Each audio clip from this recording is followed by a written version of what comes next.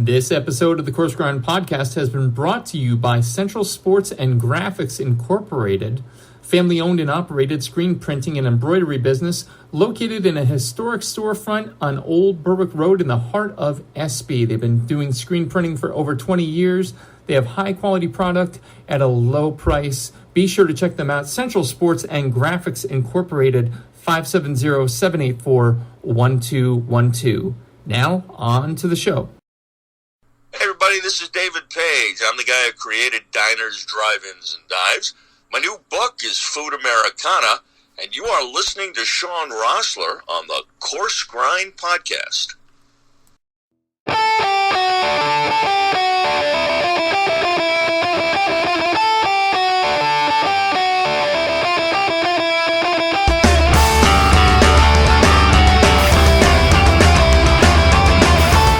Ladies and gentlemen, welcome back. Episode number 182 of the Coarse Grind Podcast, bringing in the 22.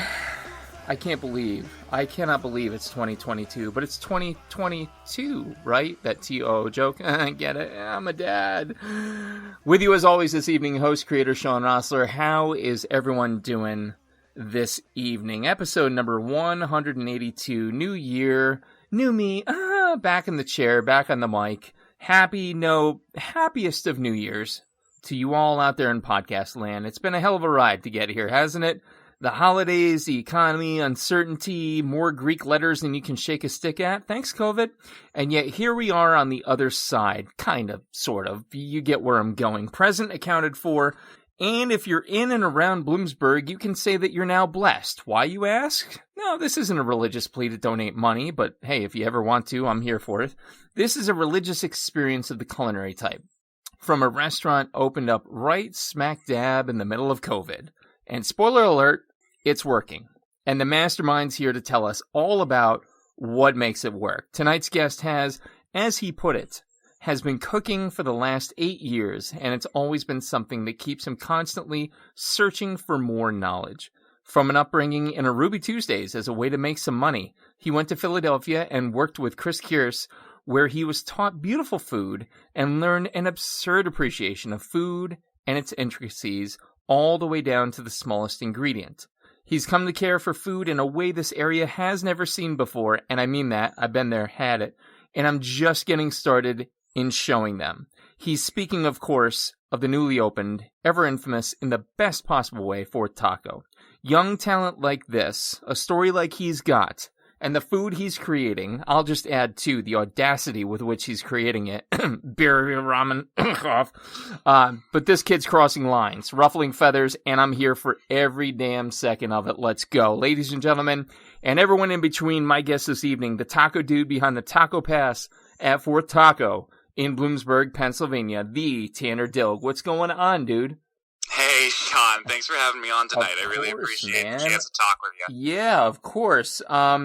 It goes without saying. This honestly almost felt like when the Blair Witch Project first came out. You're way too young to know this, but when it first came out, everyone thought it was real. Like, everyone thought it was, like, real shit. So, like, people start talking about Fourth Taco, and there's rumblings like, oh, yeah, they got a storefront. What? Do they? And I finally stumbled in, and man, what you're doing in this town, I don't want to put the cart before the horse, obviously, because we got some questions, we got some background to dig into. But man, what you're doing is impressive. I just want to put that right out there, right up front.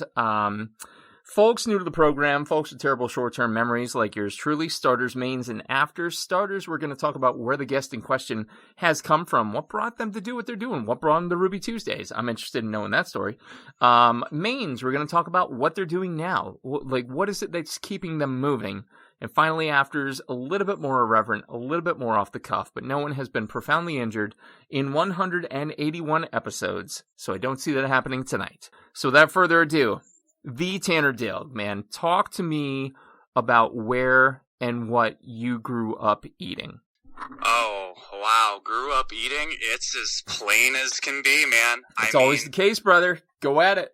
Tell us. It's spaghetti. It was sauerkraut and potatoes on New Year's. I mean, I grew up eating the same stuff. Salisbury steak, your Pennsylvania German, Dutch classics. We've been we were a family of 5. We're close-knit, and Mom did all the cooking. And you know what? She never disappointed.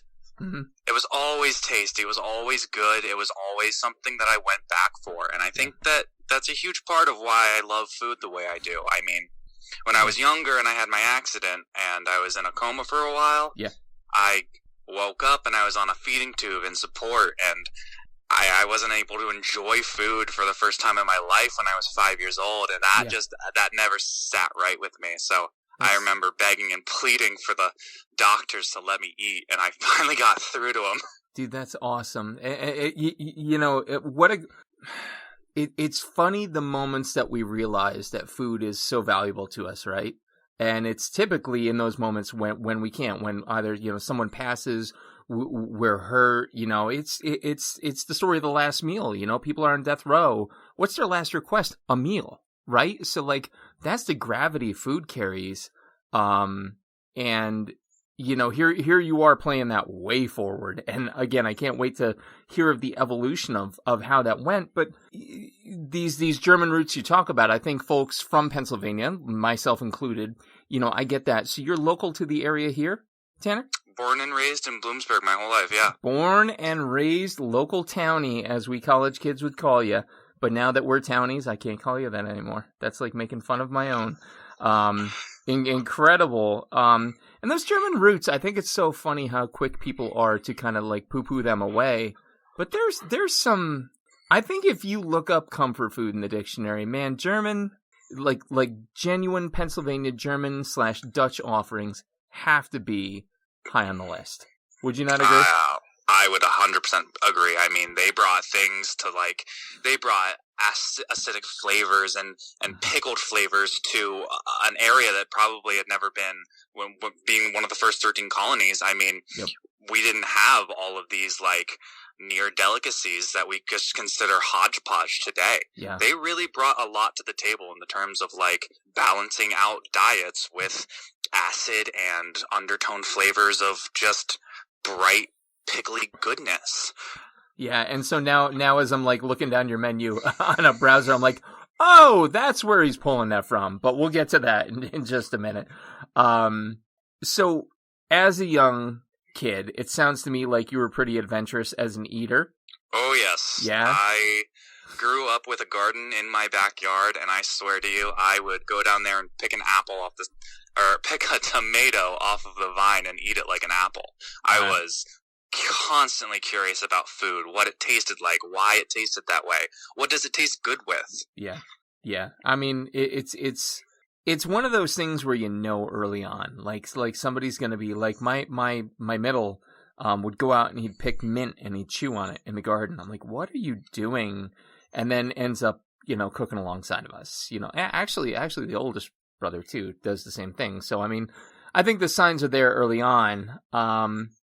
When you look at those childhood foods, though, Tanner, when you think back on them, and you don't have to think back on them as far as many of us do, but when you look back at them, is there any childhood dish where you kind of reflect on and go, man, I wish I could have that again, or I haven't had it as good as I had it when I was 8, 9, 10?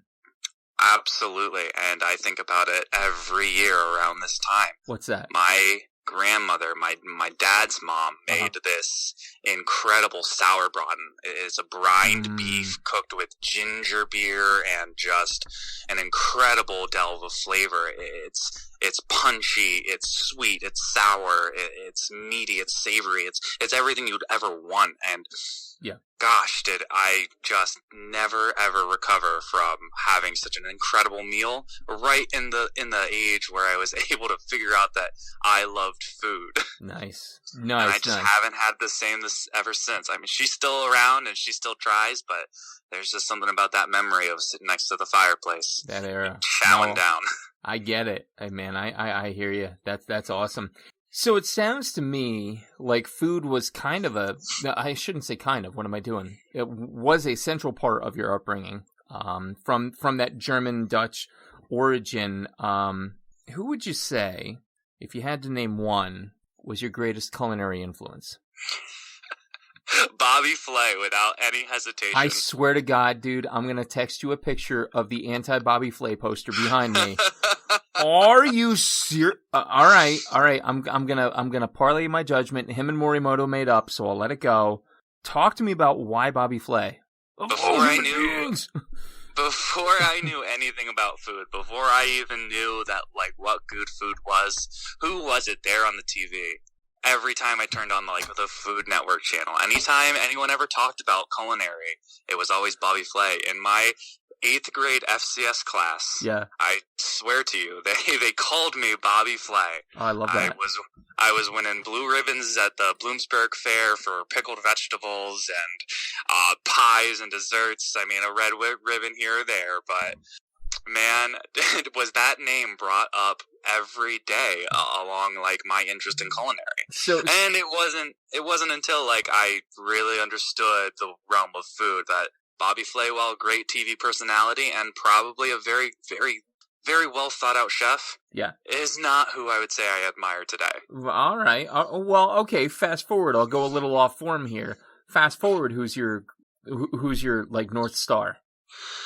His name is Ivan Orkin. Uh-huh. And he is I believe, not to misquote, but he is a New York born and raised who went to Japan, opened a ramen shop, and blew away the locals. Yeah. And he just made it in the motherland of a dish that he had no business making, and made it his own and made it so good. Yeah. Ivan Ramen, I believe is the book. Yes. Ivan Orkin, the owner of Ivan Ramen. Now, I'll fully admit, people, I did just Google a little bit, but I do remember hearing about this dude. And, throw everything you know about, well, he's misappropriating the culture. No, there's also giving love to the culture and trying to do what they did. And that's what this dude has done. The Gaijin Cookbook, he put out in 2019, and it's Japanese recipes from a chef, father, eater, and lifelong outsider. Which, what a testament, what a love letter to that culture. And this only beats into my head your little Birria Ramen trick, which we're going to talk about. I haven't let this die, dude. It is in my head. It is in my head hard.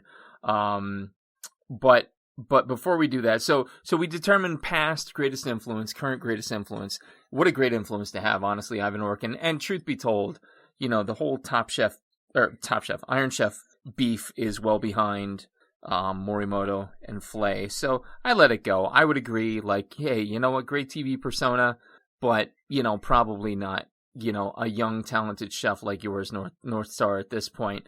I will say, however, you did date yourself by saying 8th grade Bobby Flay. I'm like, oh, good Lord. I had,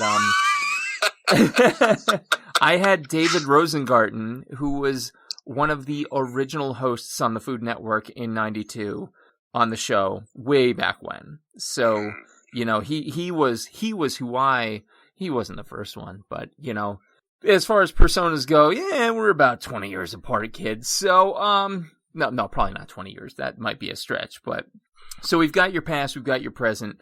When was it that you knew food was something that you were going to do? It wasn't just about, cooking a meal here and there. It wasn't just about sustaining yourself on food. It was that you wanted to devote your life to it. When was that moment? So that's a question really close to home. Oh, yeah? My original path was nursing. I went to Bloomsburg University with high hopes in becoming a nurse. And when my wife hears this, she's going to love you even more because she's a nurse leader. So, yes, awesome. I got through my first semester, and right at the end of finals week, I got mono and strep throat. Oh, my Lord. So I was unable to go to my finals, and then ultimately unable to pass any of my finals. And even with a doctor's note and several trips to the dean of students, I could not get them to agree to let me take my finals. And I ultimately ended up failing all of my classes because I missed all of my finals. Wow. So, way to go, Bloom. Was completely over school at that point and just wanted to make some money. So I asked my friend Andrew who hooked me up with a job at Ruby Tuesdays. And working through it, it was absolutely awful. I hated the boss. I hated the work. But it wasn't until things started changing around that the GM left. Stress was lifted off my shoulders. I started doing more. I started learning more. And we had like a really nice opportunity. We actually had a classed sommelier come into the restaurant. And so, of course, I asked him questions. I asked him for lessons. I asked him for skill trainings, and he gave it to me as much as I wanted. And, I mean, I was to the point where I was staying an extra 2 hours after work, clocked out, like, cutting potatoes, because I was just like, I'll pay for the potatoes, just teach me knife skills. That's awesome. That is awesome. So that's how the Ruby Tuesdays thing happened. Yeah. Talk to me beyond that. Like, how long were you there? And what was the impetus for Philly? I had this hilarious little stint of where, after my first culinary job, I stayed at a location for 2 years, and that's how the trend went until I wound up at, where I'm at now, kind of. Yeah. So after Ruby Tuesdays, I went and worked for Bloomsburg University up at Monty's Grill. Oh, Lord. and was their morning prep cook. Swallowed my pride, went back to Bloomsburg. They were just amazing chefs up there. I went up for my interview not expecting much, and I mean, they had classy chefs. They had people that knew what they were doing. They were breaking down strip loins right in front of me. They were prepping food for 1,000 kids for the week. I was amazed. So I thought to myself, why not take on a challenge and learn how to mass produce really decent food? Love that. Love that. I mean, that's really at the core of it, right? You've got to be able to know how to work through those things. So this brings you then, I mean, we can talk about Philly, or we could go right to the food truck, your pick. You know, how did the food truck happen? Talk to me about coming home. What did that look like? The food truck was an impulse purchase. I love that. I'm a big fan. we were on Facebook. We were just looking around, and we saw this beautiful orange box truck 2.5 hours away, and we were like, wow, could be a really nice food truck. And so my brother and I, who I went into business with, after some things went south in my first culinary venture with a partner, but we drove out there, we looked at it, and we said, dude, load it up, I will buy it. And then it sat in our backyard for almost 1.5 years. Ooh. Until the 2021 Bloomsburg Fair. Wow. And we just like, you know, I kind of was joking. I was just like, you know, guys, I think I'm going to go try and get a spot in the fair. Went down to the office, asked them, I was like, hey guys, I know lots of businesses are struggling during this time.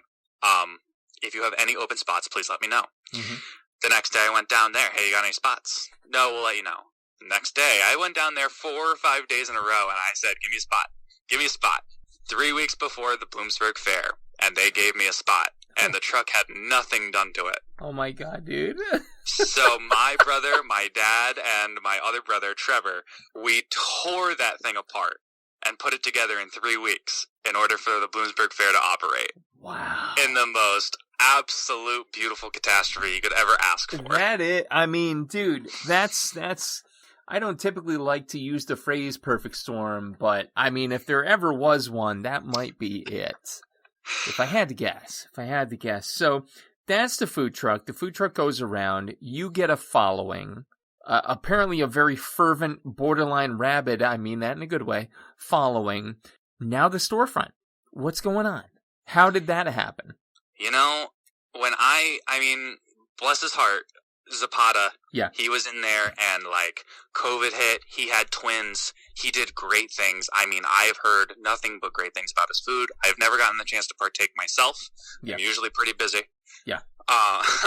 But as soon as I saw that spot come up for sale, I mean, again, I looked at my business partner and I said, I want that spot. Yeah. I don't care what it takes. I've wanted that spot since I was 20 years old, thinking about my own restaurant. It's a great spot. It's a great location, and I know what to do with it.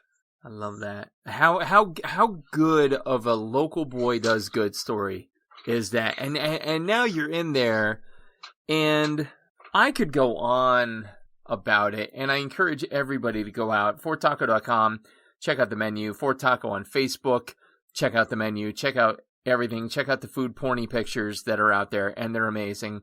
I even, like, I don't typically just turn right around and do a tribute, until I've had some time to think about it. But, dude, I couldn't get my phone out fast enough to show the decimation that happened after what should be a sizable meal for a small team of 12. It was my wife, me, might have just been us, I'm not sure, and just devoured everything in our path. There was so much right about everything you did there. And so now that you're in Fort Taco, now that you're in your storefront, now that you're, turning this out like nobody's business, and I mean it, folks, if you're looking for them, you're coming through Bloom or you're in Bloom, 112 East Main Street, check them out. I got to ask you, where is it? And I kind of feel like I have a little bit of an idea already based on some answers that you draw your culinary inspiration from. Because if somebody who is of a more perhaps sedate palate reads your menu, I don't know that they're going to totally understand. I read this and I went, I want everything. I want 4 of them. And you can get me the cardiology consult after we're done. So where is it that you're pulling this like maniacal brainchild from? Because I love every second of it. It honestly goes to, I would consider myself completely uneducated in the food world in a lot of aspects. There ain't nothing wrong with that, friend. It is that like almost blissful ignorance that lets me look at things as textures and flavors and flavor profiles instead of like, oh, that's an Asian ingredient, so it can't go in a Mexican California taco place. Like, to absolute hell with that, because if I want to put an Asian pear because it's sweet and it's sour and it's beautifully crisp into a daikon radish slaw, like, let me do it, because I know what flavors taste like. And it honestly boils down to the refinement I've been able to put my palate through and how I taste things. Mm-hmm. It's just, I see them and I take them a step further. I think a lot of people don't want to do that, but it's aptly named the Flavor Bible. If you don't own a copy, I suggest you buy one. I've purchased 7 copies through my culinary experiences, and I've handed them out to my friends. Because honestly, anyone that cooks should read this book, and I think I've read it 7 times over. Yeah. It's just an absolute guideline if you want to understand seasonality, flavors. And it is time well spent, kids. Like, I fully stand behind that. And looking at your menu, see, here's the thing. Here's the difference between maybe, like E-lister food podcast host looking over your menu and John Q. Public. Like, I look at Korean pear and I go, oh, I get it, man, because, Granny Smith apple and cabbage and vinegar, like, would make a more traditional, perhaps Pennsylvania Dutch slaw. Correct. And so we take the pear, and that kind of lifts it, softens it, sweetens it. Then Korean barbecue, like a billy club to the back of the skull, it makes sense. I love it because Korean barbecue is by default sweet, and it plays directly into it. And the carnitas being part of it, and I remember you telling me that was like your baby, right? The Korean pear. Yeah, that was what you were most proud of, and it makes total sense. Not to say that everything else on there, doesn't. And for those unaware, for those picking up the menu for the first time, and I swear we'll get back to other questions, but I love this menu for a number of reasons. I'm a big Ramsay-ite. I'm a big Bourdain-ite. And both of them believed in the short form menu. Give me one sheet of paper, change it if you need to, but give me one sheet of paper. And I love that it's that simple. And yet, folks, if you look at this menu, forttaco.com/menu, you are looking at 5, if not 6, if not 7. I know you don't want to get, bogged down, Tanner, with cultures and like strict guidelines. But I mean, you're looking at 6, 7 solid world cuisines on one menu, and it makes freaking sense. Explain to everybody, if they look at that birria taco, what is birria? So birria is actually a very traditional Mexican stewed beef that, believe it or not, made famous on TikTok, wherever you saw it, it blew up on the West Coast. Like, it became this massive thing. And people were doing these consommes and thick broths and beautiful tacos. And I thought, I know how to make that my own. I know how to take it and make it French. I know how to make a beautiful consomme, void of fat, but full of flavor. And I took it and I just rolled with it. I decided to do barbacoa instead of birria. And it is a birria taco, but it's so much further delved into other traditions that I don't necessarily follow guidelines of, but know how to use in my arsenal. Right on. Right on. And so at this point, Tanner, typically I ask, over your career, what has your greatest creation been? And while we're on the topic of birria, I have a feeling you might just answer that Birria Ramen. If not the Korean pear, the Birria Ramen. So the Birria Ramen was just a joke dish that I was so proud of my consomme. Yeah. And honestly, ramen represents me a lot because not only is it my favorite food to make, it's something that I got very passionate about, learning about my noodles and how to make them perfect, and my stocks from scratch, and all of my chashu, pork, and pickled onions and mushrooms, and bringing a bowl together that doesn't have to be from anywhere. It's just a collection of beauty and simplicity and flavor. And so I stuck Birria Ramen on my menu because I thought, wow, what a cool way to represent me, even though I'm using top ramen noodles. Dude, I wish I could say, oh, yeah, I knew. It doesn't matter. It doesn't matter. The inspiration, the brilliance behind that, it's, to me, and I consider myself to have been around the food game a while. From the seat. I'm not saying from behind the pass. Here and there behind the pass. Most of the time from this seat. You don't see people willing to take an uncalculated risk and just have fun with food. And for me, when I look this menu up and down, Tanner, I definitely see backbone. I see logic. I see science. I see things making sense. But I see fun in literally every aspect of it.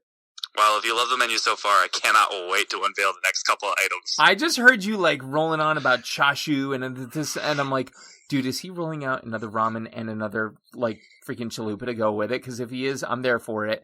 And again, cardiology is going to get rich on my ass. I just know that's the direction we're headed in. So joke dish aside, is it safe to say the Korean pear was your proudest creation? Honestly, no. My proudest creation probably comes from pickling vegetables. Oh, I love that. Okay. And I mean, I have picked up tidbits from a lot of chefs I respect. Yeah. And just put them all. That's honestly what I try to do in everything is I take the good, I take the things I like, and I make them work.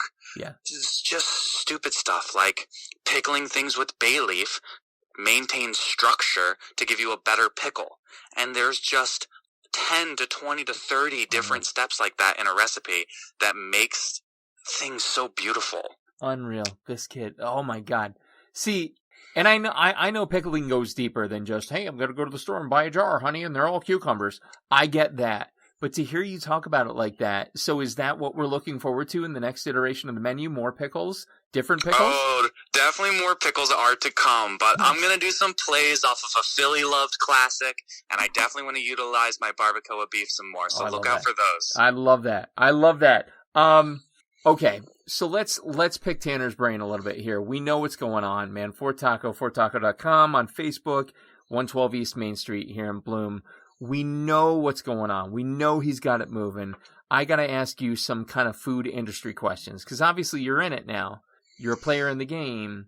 What, in your opinion, and you from a very high level, is going to be the next big thing to hit food? Now, we've seen things like molecular gastronomy, farm to table, all these different movements. Is there a movement that's coming that we, the dining public, should be aware of?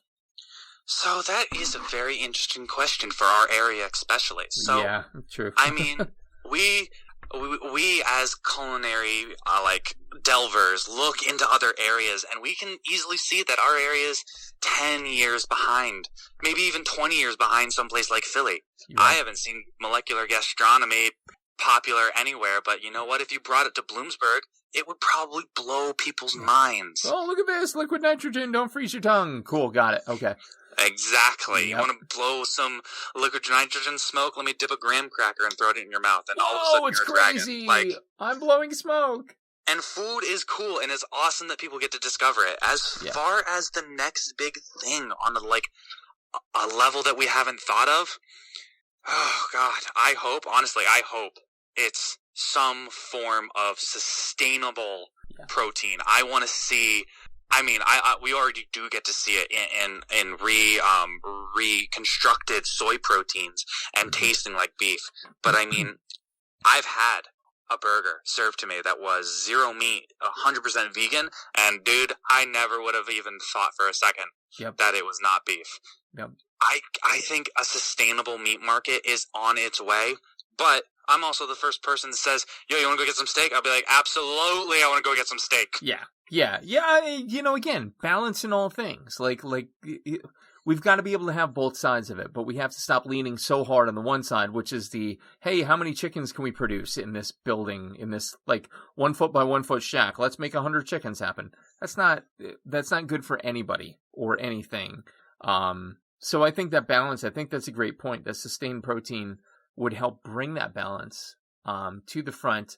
Let me ask you, be mean for a minute. You sound like such an upbeat, positive guy. I'm gonna bring you down to hell with me for a second and ask you, all right, let's go. what trend in food today would you like to literally see just go away? What do you hate? What do you hate in food, Tanner? Come on. Oh boy. Wow, that is the depths of a place that I never thought I'd have to go. What do I hate about the culinary world? I hate that people think what we do is just something you can do to make money. I had one of my chefs talking with me. Yeah. And I'm very prideful about being a chef. I'm very in love with food. I would take it anywhere with me. Yeah. I never want to run away from it. Yeah. And some people who ask questions like, why can't I massage the raw chicken with the gloves on and then touch the lettuce? I have the gloves on. Jesus. And she was the owner of a business. We don't do what we do because we're trying to make money.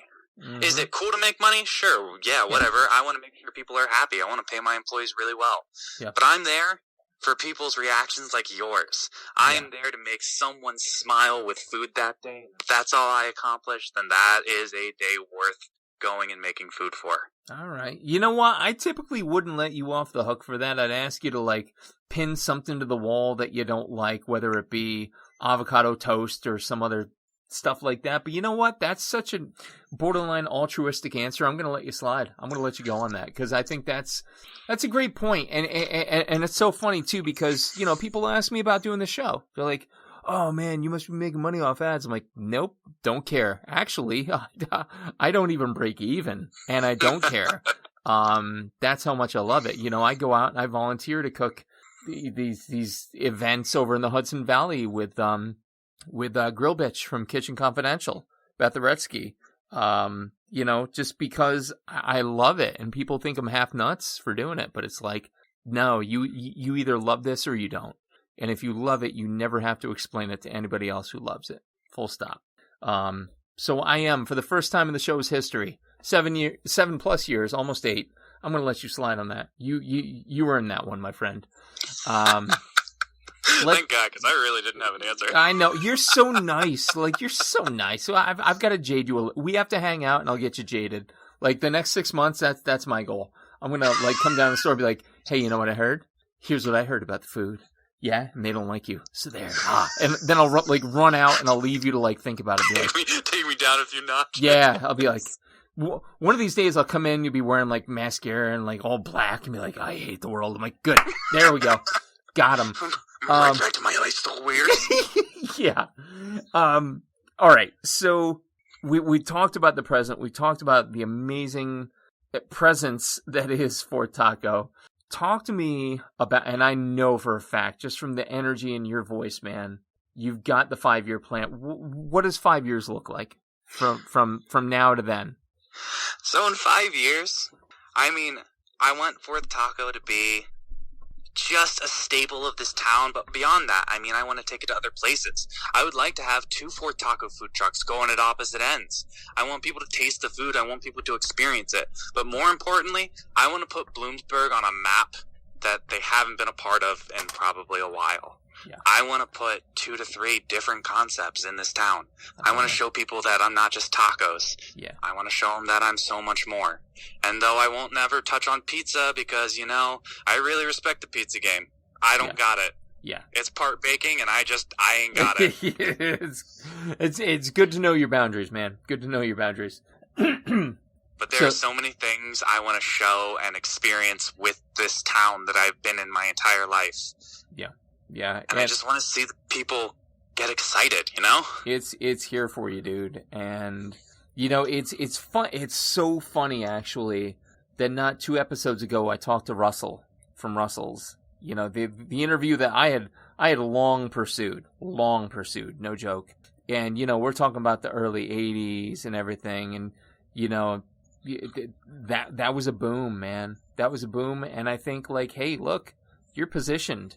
You've got the energy, you've got the fuel in the tank to go, and you've got the ideas. Like, why not? Why stop at one? Why stop at one? Of course, you know, I'm not your accountant, so I don't know what's going on. But you know, I truly, to hear the enthusiasm, to hear the excitement, is refreshing, because I think this is an industry. If you listen to the last almost 8 years of this show, it's an industry that kicks people down, takes their lunch money, and, you know, leaves them just laying there. You sound energized by it, and having been in that restaurant, I see the energy around it, so I have nothing but high hopes for what you're doing, and just know that the show is here to support you in every aspect that you take with it, my friend. And I really appreciate that, first and foremost, Sean. Like, I cannot express the gratitude I have for you having me on the show and letting me talk to like your fans and the public and giving me these shout outs, dude. Seriously, much respect for your game. All about it, man. That's, you know, it's what started it, and it's what'll, you know, eventually end it. I don't know. 80 years from now, I'll be cryogenically frozen and doing the show. No, but rest assured, man, it's here to support. Let's do a couple afters before I let you go, buddy. A little bit more irreverent, a little bit more off the cuff. You and I are cooking in your kitchen. You are in control of the playlist. What are we listening to? All right, so I'm going to start off firmly with an 80s hit called Don't Stop Believing. I love that journey all day. And then we're going to move into Don't Stop Me Now, because we're going to have a good time. Love it. Then I'll kick it off with some nice modern rap. I'm going to say Chance the Rapper, get a little flowing. I'm a fan of Chance. Going. I like that. Yep. Get the blood flowing past. I mean, not to levels of like "Don't Stop Believing." Don't get me wrong. That's the rallying cry, right? That's the beating of the war drum. It's like, oh, we must go and do the thing. Yeah, let me tell you, the amount, like, listening to my parents' music over the last couple of years, like, nothing still gets me more jazzed than just hearing one of those classics and just air guitaring my life away. Yeah, for sure, man, for sure. I would, you would probably have me at about, you know, a 9 or a 10 energy if you're starting off with that, my friend. Good to go. Listen, we're going to hypothetically transport you to a deserted island. With you, you may only bring 3 foods or food type items like condiments or equipment. Inexhaustible supply of the 3 things, but only 3 things can you bring to that deserted island. What would they be and why? Hard question, man. I don't envy mayonnaise. You right now. Well, mayonnaise. Look at him coming out with mayo right away. Potatoes and coconuts. I'll tell you what. I'll give you coconuts for free. Since you're on an island, take another one. I was going to ask, but I didn't think that would be fair. No, go with it. So if we were going to say I can probably make salt out of seawater, I chose coconuts because I know I can get oil out of them to fry my frickin' potatoes. So. See, kids, if you're in culinary school or interested in it, that's the mindset you have to be of. Like, he already knew, I can make salt from the ocean water. You'd be amazed how many people don't do that or don't say that. But anyway, go ahead. One more. Mayo, potatoes, and I'm gonna say if it's a food item, I can just choose curry paste, like a yellow curry paste. Okay. Yeah, man. Dang. I mean, you've got curried potato salad for days. French fries with curry aioli. Hell yeah. I got options. You're hooked up, man. You're hooked up. Hey, I know we were talking books before. Have you ever caught My Last Supper by Melanie Dunea? No, I have not. So, awesome coffee table book. She does a follow-up, The Next Course. She is a photographer, an amazing one. She inspired the show's format, actually. And in the book, she's the one that did the picture of Bourdain with the beef femur hanging between his legs. Oh! Yeah. She took that photo? Oh, dude, that's her. That's her. Oh, that is a definite buy. So, yeah, totally, right? And honestly, you need both parts. On the front, I can't remember who's on the front of the first one, but the second one is Marco Pierre White, and he's got a big French round that he's holding in front of his face because he didn't want to be photographed. But it was so, reminiscent of him, right? So, in the books, it's 50 famous chefs, 50 pictures, all asked similar, if not identical, questions. Your ticket's getting punched tomorrow.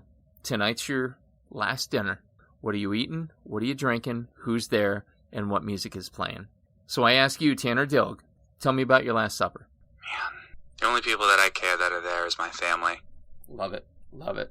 I couldn't have made it here without them, and honestly, I don't think I could continue without them either, because the amount of support they've shown me after a little bit of hesitation in my interest in the culinary world, I will admit, when I was younger and hot-headed and just wanted to go. I get it. Mom and Dad looking out for baby bear. But well, and it's not the most lucrative business. Go be a lawyer, go be a doctor. I can hear it all now. Like, no one is really saying go be a chef, go cook.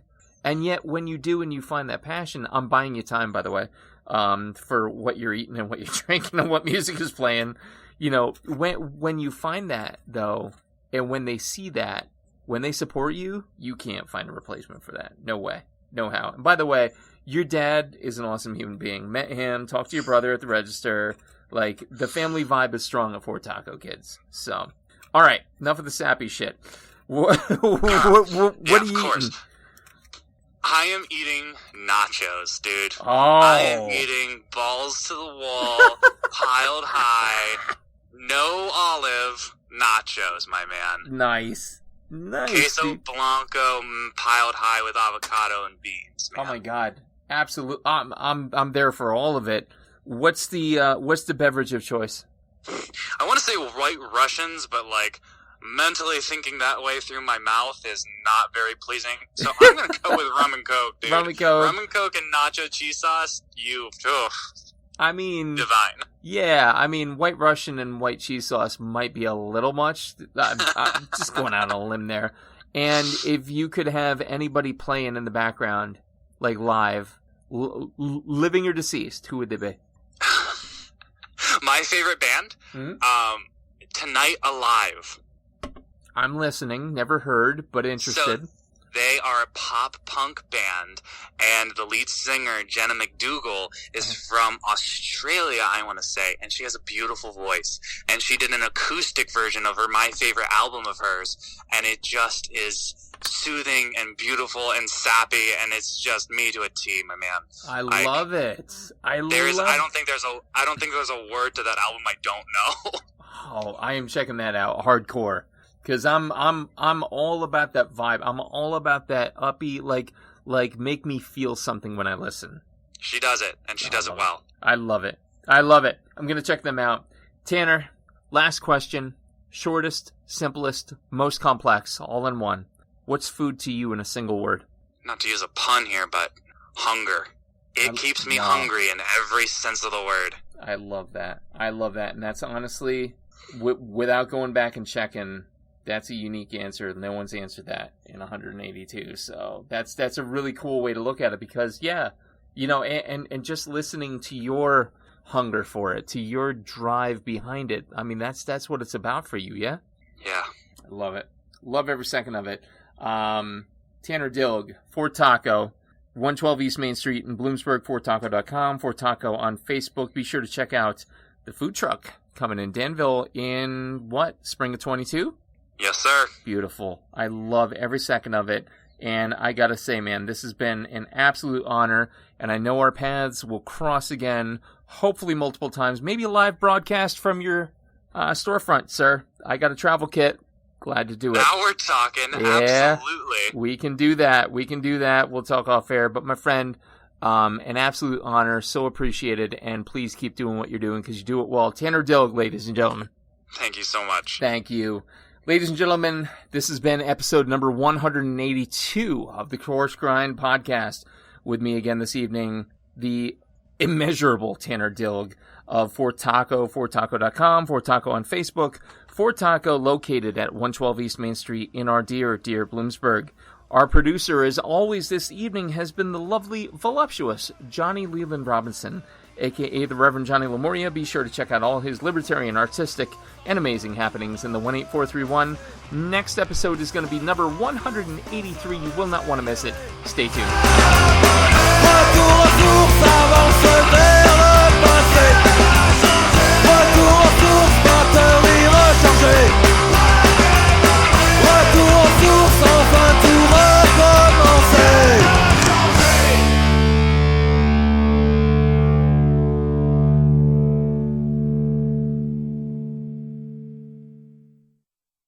Are you passing through central Pennsylvania and looking for one of the best dining experiences and craft brew menus around?